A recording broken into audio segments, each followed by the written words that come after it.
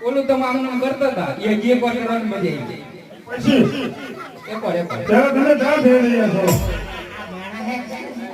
માણા છે ક્યાં જવું છે બહાર જવું છે મને તો માણામાં આવતું હોય એવું લાગતું નથી કોઈ જાય આ બારનો કોણ